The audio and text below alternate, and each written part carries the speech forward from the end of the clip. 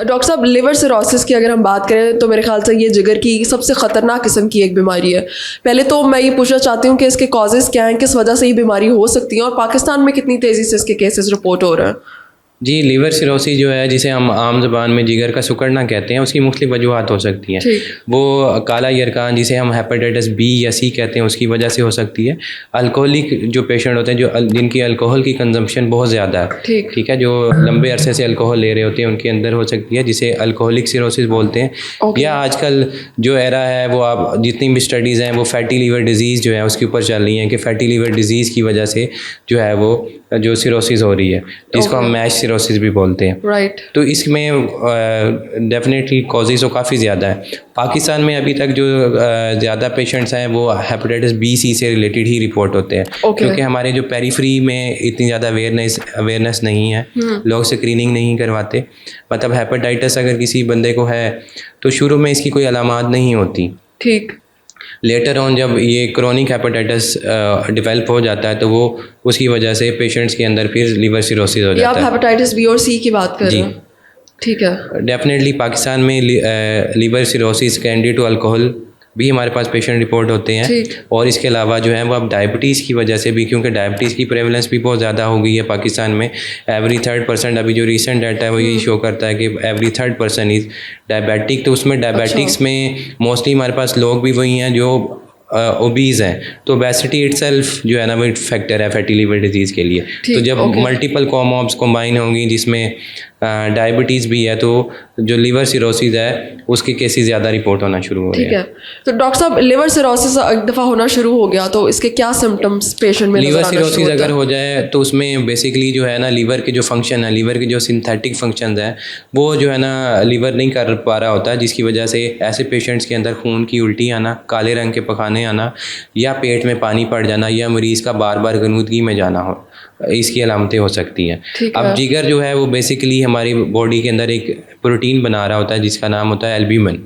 Albumin basically क्या काम करती है कि वो वाटर को अपने साथ जो है वो बाइंड करके रखती है, जिसकी वजह से हमारा ब्लड प्रेशर नॉर्मल रहता है, और जो वाटर है वो सारा ब्लड वेसल्स में सर्कुलेट करता है। लेकिन जब एल्ब्यूमिन कम हो जाता है तो ये सारा पानी जो है वो थर्ड स्पेसिंग में चला जाता है, जिसमें पेरिटोनियम कैविटी या पेट में पानी पड़ जाना, जिसे आम ज़बान में कहते हैं। तो वो इसकी एक तो अलामत हो सकती है। दूसरे नंबर पर जब जिगर सिकुड़ जाता है तो पोर्टल प्रेशर बढ़ जाता है। पोर्टल प्रेशर बढ़ने से खून की जो शरेयानें जो खुराक की नाली में होती हैं, जिन्हें वेरिसिस बोलते हैं, वो डेवलप हो जाती हैं, जहाँ से खून का रिसना, खून की उल्टी आना, या वहाँ से खून रिसने की वजह से काले रंग के पखाने आना, इसकी अलामत हो सकती है।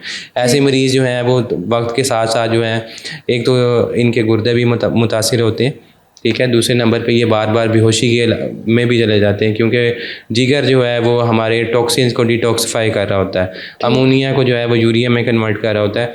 जब अमोनिया यूरिया में कन्वर्ट नहीं होती तो अमोनिया का लेवल बॉडी में रेज होता है, जिसकी वजह से इंसेफेलोपैथी, या हम उसे कहते हैं कि मरीज़ बेहोशी में चला जाता है। ठीक।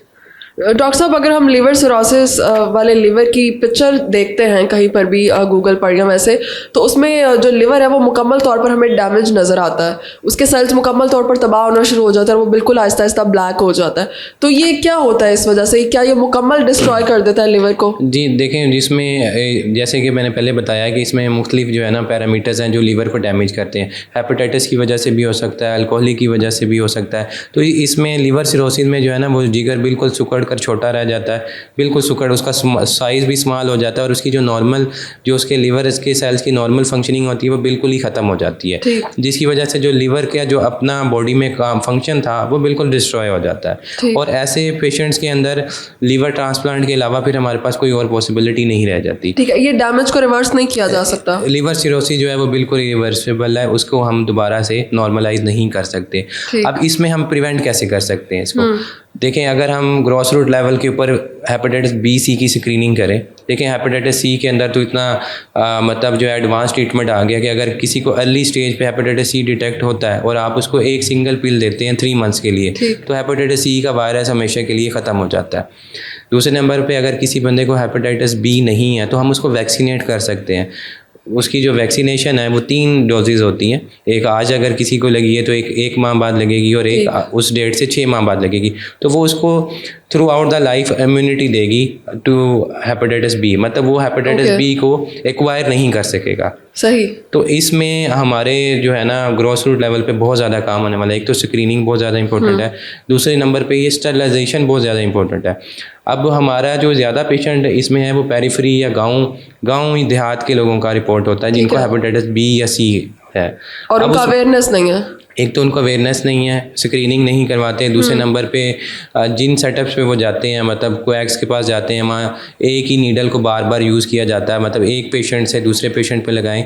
ये जो हेपेटाइटिस बी और सी ये ब्लड बोर्न वायरसेस है, मतलब Right. किसी बंदे को ऐसा खून लगा जिसको जो इन्फेक्टेड था तो उसमें ट्रांसमिट हो गया, या उसने किसी का ऐसा इंस्ट्रूमेंट यूज़ किया जैसे कोई ब्लेड यूज़ किया या रेज़र यूज़ किया तो उससे ट्रांसमिट हो सकता है। Okay. किसी की इस्तेमाल शुदा सिरिंज यूज़ की, ठीक है, जो जैसे ये इंजेक्शंस लगाते हैं जो एडिक्ट्स होते हैं उसमें हो सकता है, या आपने कोई डेंटल या मेडिकल प्रोसीजर ऐसे इंस्ट्रूमेंट से करवाया जो इन्फेक्टेड था, या फीमेल्स में जो है वो ये जो कान छिदवाती हैं फीमेल, वो किसी ऐसी फीमेल से इन्फेक्ट हुआ जो इंस्ट्रूमेंट था उसी को किसी दूसरी फीमेल के ऊपर ट्राई किया गया तो उससे जो है वो ट्रांसमिट होता है।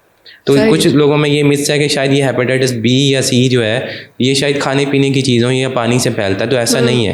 हेपेटाइटिस बी और सी जो है ये ब्लड बोर्न वायरसेस है, ये ब्लड के थ्रू ट्रांसमिट होते हैं, हस्बैंड टू वाइफ और वाइफ टू हस्बैंड भी ट्रांसमिट हो सकते हैं। तो इसलिए जो है ना मैं तो ये रिकमेंड करूँगा कि प्री मैरिज जो है वो भी इस स्क्रीनिंग लाजमी होनी चाहिए। लिवर सिरोसिस से बचाव का वाहिद हल स्क्रीनिंग है। स्क्रीनिंग है, मतलब आप टाइमली डायग्नोज करें। अगर तो अल्कोहलिज्म है उसकी वजह तो अल्कोहल को बंद करिए, ठीक है। अगर तो हेपेटाइटिस बी या सी है तो उसको टाइमली ट्रीट करवाएं, उसको जो है ना वो हेपेटोलॉजिस्ट के पास या अपने प्राइमरी फिजिशियन के पास जाएं ताकि उसको ट्रीट कर दिया। अगर हेपेटाइटिस सी को टाइमली ट्रीट कर लिया जाए तो भी लिवर सिरोसिस से बचा जा सकता है। दूसरे नंबर पे मैंने कहा कि हेपेटाइटिस बी से वैक्सीनेशन जो है वो आपको मुकम्मल जो है ना वो इम्यूनिटी देती है कि आपको हेपेटाइटिस बी एक्वायर नहीं होता। ठीक है। लेकिन हेपेटाइटिस बी अगर किसी को हो जाए तो उसका वायरस बिल्कुल ख़त्म नहीं होता, उसकी मुख्तलिफ स्टेजेस होती हैं जिसमें जब वायरस लीवर को डैमेज करना शुरू करता है तब हम ट्रीटमेंट ऑफर करते हैं, ठीक है। तो वायरस जो है वो सप्रेस हो जाता है, राइट। लेकिन जब वो दोबारा से राइज करता है तो फिर हमें दोबारा ट्रीटमेंट करना पड़ता है। तो हेपेटाइटिस बी जो है वो 100% क्योरेबल नहीं है, सही, ठीक है। तो इसकी वैक्सीनेशन सारे लोगों में होने चाहिए, जितने भी अडल्ट्स हैं उनको चाहिए कि वो अपनी वैक्सीनेशन लाजमी करवाएं, ठीक है। क्योंकि इसकी कुछ लोगों में तो अगर लिवर सिरोसिस हो जाए या लीवर को परमानेंट डैमेज करना शुरू कर दे हेपेटाइटिस बी तो हमें लाइफ लॉन्ग थेरेपी भी देनी पड़ती है, ठीक। तो देखें वो अगर वैक्सीनेशन हुई हो तो वो आपको कितनी चीज़ों से बचाव दे रही है। एक तो लीवर सिरोसिस नहीं होगा, दूसरा आपकी कॉस्ट, आपकी टेस्ट कितने ज़्यादा होंगे उसके अंदर, आपको कितनी बार बार जो है उसमें टेस्ट करवा के अपने डॉक्टर को दिखाना पड़ रहा है। तो वैक्सीनेशन इजीली अवेलेबल है पाकिस्तान जी, में? वैक्सीनेशन इजीली अवेलेबल है, गवर्नमेंट सेटअप्स में भी इजीली अवेलेबल है और प्राइवेट सेक्टर में भी इजीली अवेलेबल है। ठीक है, बहुत शुक्रिया।